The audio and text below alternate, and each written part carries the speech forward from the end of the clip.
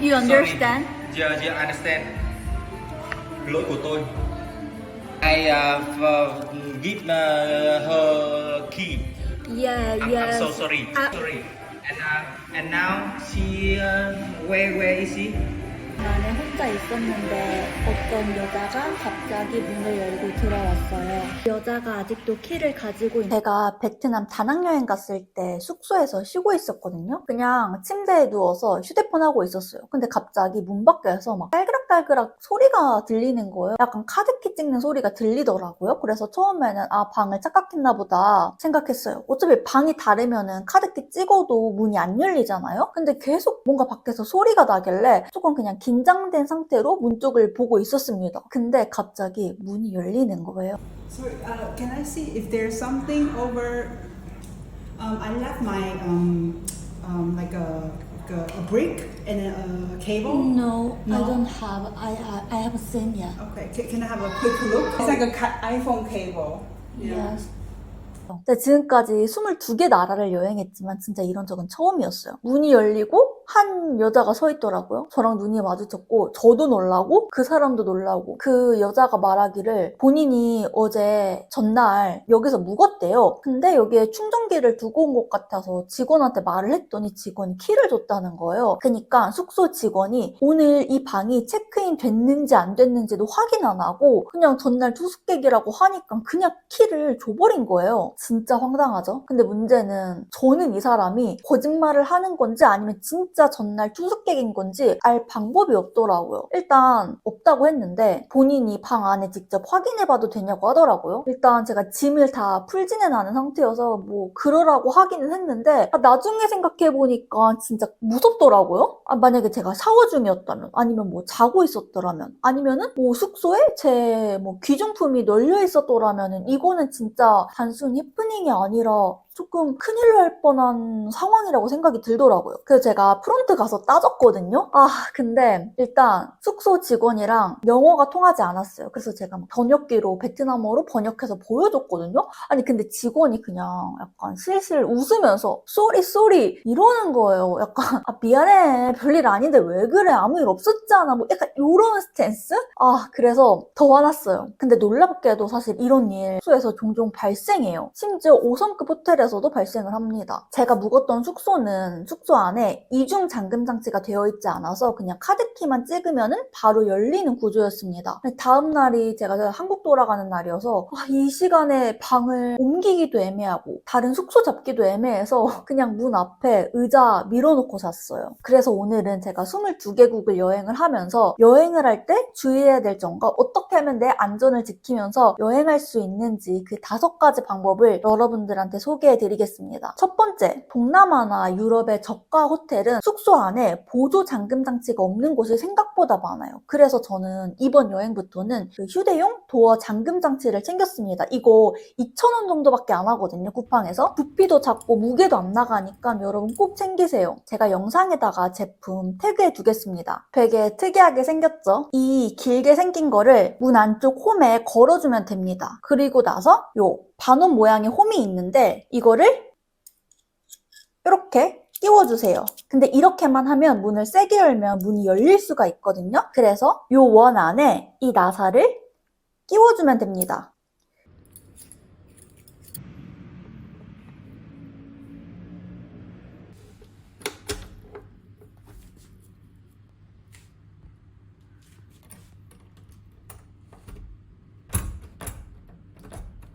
이거 하는데 10초도 안 걸리거든요? 그러면은 직원이 마스터키를 가지고 있어도 문 안쪽에서 한 번 더 잠금이 되어 있기 때문에 열 수가 없습니다. 단 요거 설치는 문이 문 밖으로 열리는 곳은 설치가 안 되고 방 문이 문 내부 쪽으로 열리는 곳만 설치가 가능합니다. 그래서 안전을 위한 첫 번째 팁은 요 2,000원짜리 휴대용 잠금 장치를 하나 챙겨가시는 것을 추천드립니다. 두 번째, 여행하다 보면 외국인과 스몰 토크를 하게 되는 일이 종종 생겨요. 너 어디서 왔어? 너 혼자 여행해? 근데 저는 이런 질문에서 웬만하면 혼자 여행 중이라고 대답하지 않아요. 혼자 여행 중이어도 친구 만나러 왔어요. 가족 여기 있어요. 아니면은 뭐 친구랑 여행 중이에요. 이렇게 얘기해요. 굳이 내가 혼자라는 정보를 줄 필요는 없다고 생각을 해요. 그리고 제가 미국에 있었을 때 제가 공원에서 쉬고 있었거든요. 근데 한 남자가 그냥 다짜고짜 오더니 남자친구 있어? 이렇게 묻는 거예요. 뭐 How are you? 이런 것도 없어요. 그냥 다짜고짜. 그래서 그냥 있어. 이러니까 그냥 바로 가더라고요. 솔직히 좀 무서웠어요. 약간 좀 양아치 같이 생겼거든요. 그리고 이런 생각도 들었어요. 아, 이런 사람이 혹시 옐로우 피버인가? 옐로우 피버는 아시아 여성을 조금 선호하는 일부 서양 남성을 뜻하는 그런 표현이라고 하더라고요. 네, 저도 그냥 친구한테 들었는데 당연히 모든 서양인이 그렇다는 건 아닙니다. 근데 낯선 환경에서 다짜고짜 그런 질문을 받으니까 조금 긴장되더라고요.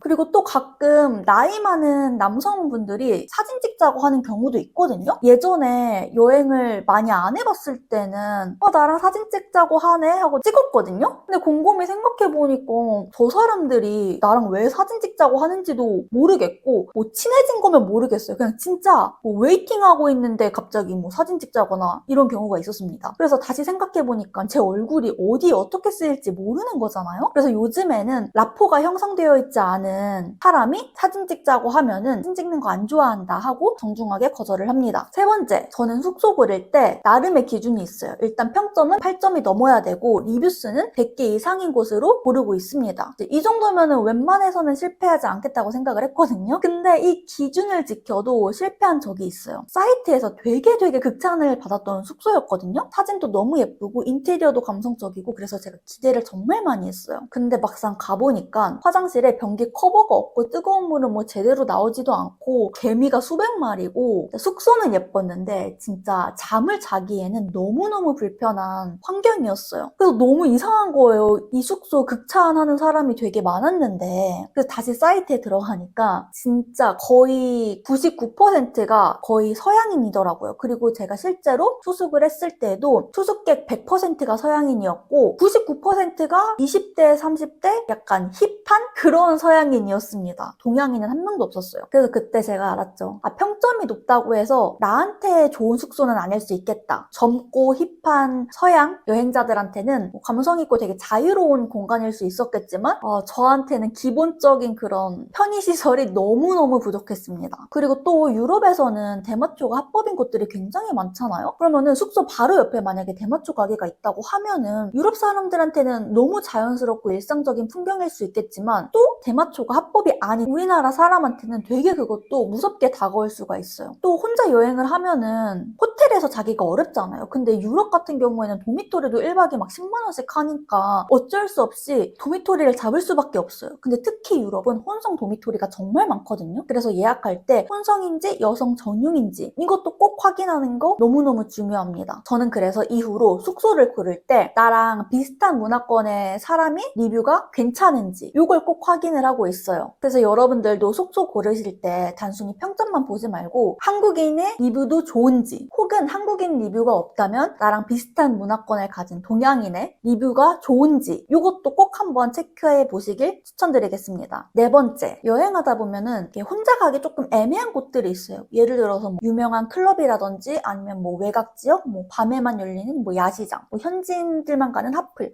저는 혼자 여행을 자주 가는 편인데요. 사실 밤에는 거의 안 나가요. 물론 안전 때문도 있겠지만 솔직히 저는 체력이 딸려서 밤에는 잘 안 돌아다니기는 하는데 그래도 가끔 뭐 여기까지 왔는데 뭐 한번 놀아보고 싶다, 한번 가보고 싶다 이런 생각이 드는 곳이 있잖아요. 클럽, 외곽 지역, 밤늦게 이동해야 되는 곳 이런 곳들이 있다면 절대 혼자 가지 마세요. 혼자 여행 중인데 그런 곳들을 가고 싶다 이러면은 동행을 구해서 가는 걸 추천드립니다. 동행 구하는 방법은 생각보다 간단해요. 네이버 카페에 그 각 나라별 여행자 카페가 있거든요. 그 카페에 가입한 다음에 오늘 뭐 땡땡클럽 같이 가실 분 구합니다. 뭐 나이는 뭐 20대고요. 뭐 성향은 파워 2예요. 이런 식으로 되게 나에 대한 간단한 정보만 남기면은 함께 여행하고 싶은 사람들이 댓글을 달거나 아니면은 카톡방 만들어서 그렇게 모입니다. 혹은 이미 동행을 구하는 글에 내가 참여를 해도 되고요. 의외로 혼자 여행하는 사람들이 정말 많고 그냥 가볍게 식사 동행 구하는 사람들도 많고요. 아니면 혼자 여행하니까 나를 사진 찍어줄 사람이 없잖아요. 그래서 서로 사진 찍어주는 용도로 동행을 구하는 사람도 많습니다. 그래서 한번 혼자 여행 중이시라면 이 동행도 잘 활용해 보시길 추천드리겠습니다. 다섯 번째, 이제 여행하다 보면 SNS에 자랑하고 싶으니까 되게 스토리를 자주 올리게 되잖아요. 저 예전에는 진짜 실시간으로 올렸거든요. 근데 한 번은 이런 일이 있었어요. 제가 뉴욕 한인 민박에서 지내고 있을 때였는데 거기서 한 분이 저를 릴스에서 봤다는 거예요. 그때 한창 뉴욕 여행하면서 바로바로 릴스를 올리고 있었거든요. 근데 진짜 소름 돋았어요. 물론 그분은 정말 좋은 분이셨는데 불편한 상황도 아니었고요. 근데 처음으로 내가 내 위치를 실시간으로 공개하고 있었구나라는 생각이 들더라고요. 그래서 여러분들도 혹시 모르니까 실시간으로 너무 많은 정보를 노출하는 것은 조심하는 것도 좋을 것 같습니다. 혹은 실시간으로 스토리를 올리고 싶다 하면은 너무 디테일한 정보를 올리는 것보다는 가볍게